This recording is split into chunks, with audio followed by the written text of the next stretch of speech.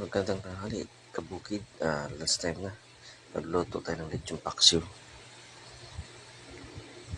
Lechong paksiw na baboy. Nag-isa ng palak ng sibuyas, bawang, tsaka sili. Naglagay na rin ng sili para pag-isa mabango.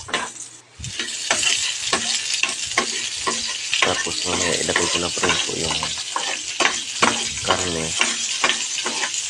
na nilechon.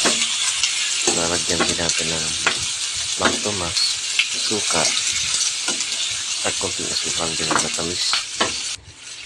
Suka, lagyan ko na po yun ng Mang Tomas at konting asukal para tamis ang hang at asin.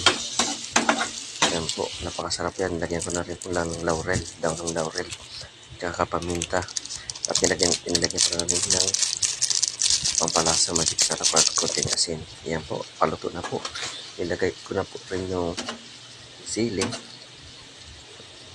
na pang para sa ibabaw. Para sarap po rin po yan. Malutong yan pag manghang-anghang. Yan na po ang finished product natin. Ito na po yung lechong paksiw natin.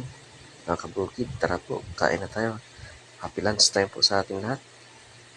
Maraming pong salamat sa ulitin. Thank you, mga kabukid. Let's eat.